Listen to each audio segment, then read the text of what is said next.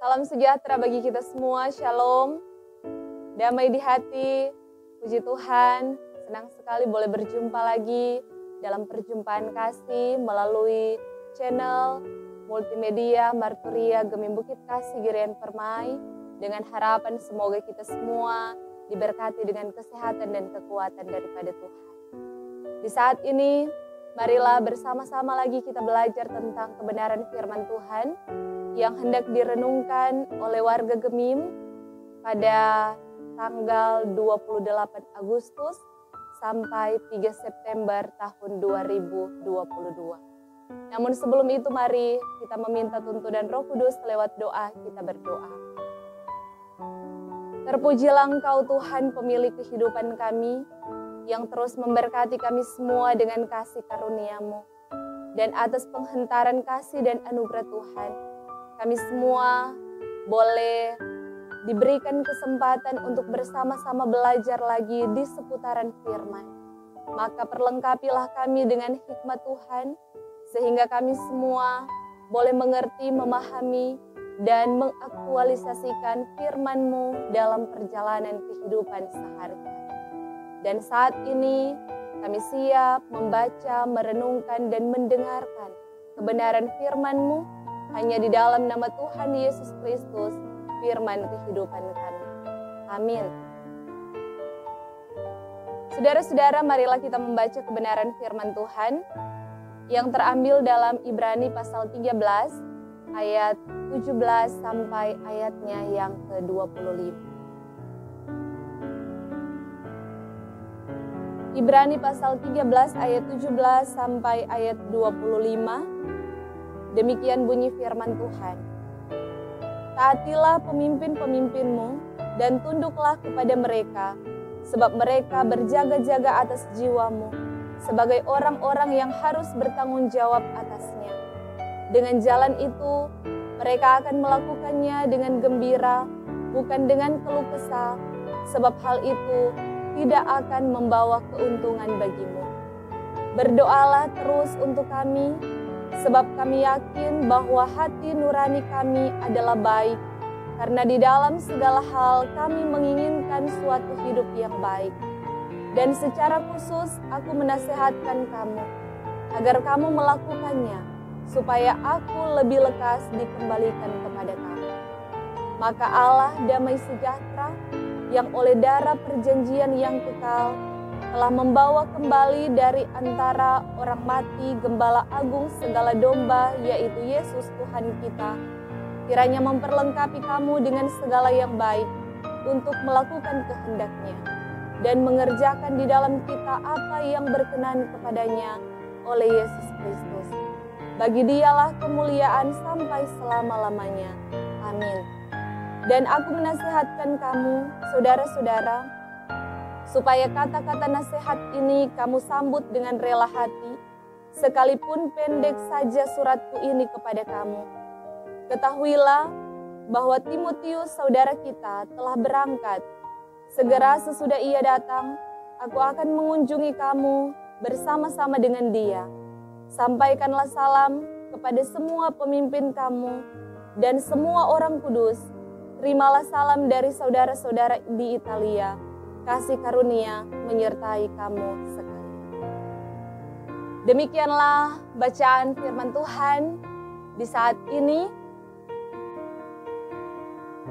Saudara-saudara yang dikasihi dan diberkati oleh Tuhan, nasihat dan doa untuk melakukan kehendak Tuhan merupakan tema yang hendak menuntun perenungan firman Tuhan kita di sepanjang minggu berjalan, mulai dari tanggal 28 Agustus sampai tanggal 3 September tahun 2022. Saudara-saudara, firman Tuhan yang dituliskan melalui surat Ibrani. Surat Ibrani ini dituliskan dengan maksud dan tujuan untuk meneguhkan iman percaya para pembacanya tentang karya agung Tuhan Allah di dalam Yesus Kristus. Khusus dalam Ibrani pasal 13, ayat 17 sampai ayatnya yang ke-25. Ini diawali dengan ajaran untuk menghormati para pemimpin yang sudah bekerja keras dan sungguh-sungguh mengajarkan apa yang baik sesuai dengan kehendak Tuhan. Ketaatan dan kesetiaan para pemimpin, di sini berbicara tentang para pemimpin yang melayani Tuhan. Maka itu harus dilandaskan pada ketaatan yang lebih tinggi, yaitu kepada Allah. Para pemimpin mengajar dengan penuh tanggung jawab iman di dalam Tuhan, sehingga iman orang-orang percaya tetap terjaga dan tetap terpelihara. Dan selanjutnya, Rasul Paulus memohon supaya orang-orang percaya Ibrani mendoakan dirinya dan juga para sesama rekan sependeritaan. Ayat 18 mengatakan di situ, berdoalah terus untuk kami, untuk aku dan Timotius. Di dalam ayat 23 juga menjelaskan di situ, bagi kami semua yang bekerja di dalam pelayanan Injil. Ini mau menunjukkan bahwa adanya ajakan untuk mendoakan para pekabar Injil Kristus. Ini adalah sebagian dari kewajiban yang harus dilakukan jemaat untuk membalas kebaikan para pelayan Tuhan.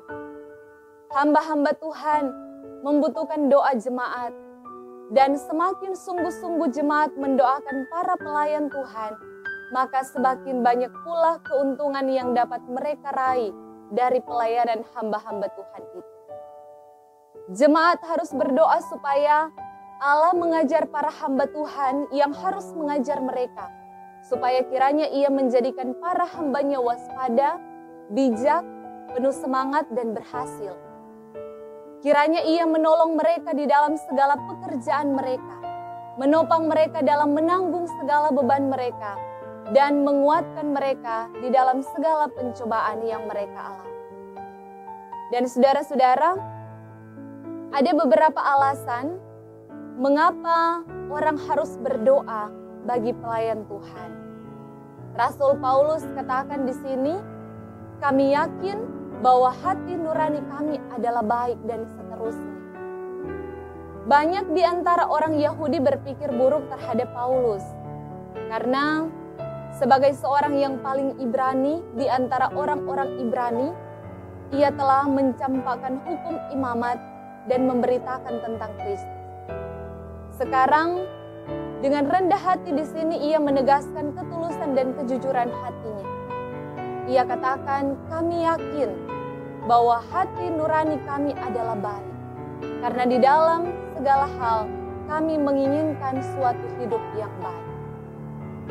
Kata kami yakin, bisa saja ia katakan kami tahu, namun ia lebih memilih berbicara dengan nada merendah untuk mengajarkan kepada kita supaya jangan terlalu percaya diri dan meninggikan diri, melainkan harus tetap mempunyai rasa rendah hati terhadap diri kita sendiri. Ia katakan lagi, kami yakin bahwa hati nurani kami adalah baik. Hati nurani yang telah memperoleh pencerahan dan pengetahuan luas. Nurani yang bersih dan murni. Nurani yang peka dan setia. Nurani yang bersaksi untuk kami, bukan melawan kami. Nurani yang baik di dalam segala hal. Di dalam kewajiban-kewajiban yang terdapat di dalam loh-loh batu, baik yang pertama maupun yang kedua, terhadap Allah ataupun terhadap manusia, dan khususnya di dalam segala hal yang berkenan dengan pelayanan kami. Kami akan bertindak jujur dan tulus di dalam segala hal. Hati nurani yang baik, menghormati seluruh perintah Allah dan semua kewajiban kita. Orang-orang yang bernurani baik ini masih membutuhkan doa orang lain. Hamba-hamba Tuhan yang berhati nurani merupakan berkat bagi jemaat dan layak didoakan oleh jemaat. Saudara-saudara, alasan lain lagi mengapa Rasul Paulus menghendaki doa jemaat adalah karena ia berharap supaya dengan demikian ia lebih lekas dikembalikan kepada mereka. Ini menyiratkan bahwa tadinya ia berada di antara mereka, Dan bahwa sekarang setelah tidak lagi berada di antara mereka, ia memiliki hasrat yang besar dan niat yang kuat untuk datang kembali kepada mereka. Selain itu, cara terbaik untuk mempermudah kembalinya kepada mereka dan supaya Allah mengaruniakan hal itu kepadanya dan kepada mereka adalah dengan menjadikan hal itu sebagai pokok doa mereka. Ketika para pelayan Tuhan datang kepada jemaat sebagai jawaban doa, mereka datang dengan sukacita yang lebih besar untuk diri mereka sendiri dan mendatangkan hasil yang lebih banyak bagi jemaat. Kita harus menarik segala rahmat yang tersedia bagi kita dengan doa yang sungguh di hadapan hadirat Tuhan. Selain Rasul Paulus yang meminta agar supaya didoakan oleh jemaat, tetapi ia juga sebagai hamba pelayan Tuhan terus memanjatkan doanya kepada Allah bagi jemaat. Ia bersedia melakukan bagi jemaat sebagaimana yang dikehendaki supaya diperbuat oleh mereka baginya. Ayat 20 katakan, maka Allah damai sejahtera. Di dalam doa yang luar biasa ini, perhatikanlah gelar yang diberikan kepada Allah, yaitu Allah damai sejahtera, yang telah menyatakan jalan untuk mendamaikan dirinya sendiri dengan orang-orang berdosa, dan yang cinta akan damai sejahtera di bumi, khususnya di dalam gerejanya. Gelar yang diberikan kepada Kristus yaitu Yesus Tuhan kita, Allah kita yang berdaulat, Juru Selamat kita, Gembala Agung. Para pelayan Tuhan hanyalah gembala biasa, sedangkan Kristus adalah Gembala Agung. Ini menunjukkan perhatiannya terhadap umat kepunyaannya. Jemaat ialah kawanan domba di padang rumputnya, dan perhatian serta kepeduliannya tertuju kepada mereka. Ia memberi mereka makan, menuntun mereka, dan berjaga-jaga atas mereka. Bagaimana Allah diperdamaikan dan cara Kristus dibangkitkan dari antara orang mati oleh perjanjian yang kekal. Itu semua mau menunjukkan bahwa betapa luar biasanya Allah yang kita sembah. Allah yang selalu kita puji dan kita permuliakan. Kiranya kita semua yang boleh diberkati oleh Tuhan akan terus dipakai menjadi alat berkat dan alat kesaksian dimanapun kita pergi dan berada. Saudara-saudaraku yang diberkati oleh Tuhan, kesempurnaan orang-orang kudus dalam segala yang baik adalah hal besar yang diingini oleh para pelayan Tuhan bagi jemaat, supaya selama di dunia mereka dapat menjadi sempurna dalam ketulusan dan kejujuran hati, akal budi yang jernih, hati yang bersih, kasih yang hidup, kehendak yang wajar dan kuat, serta kekuatan yang sepantasnya untuk melakukan segala yang baik, sebagaimana mereka sekarang dipanggil. Dan pada akhirnya, supaya mereka sampai pada tingkat yang sempurna, sehingga pantas untuk melakukan pekerjaan dan mengalami sukacita.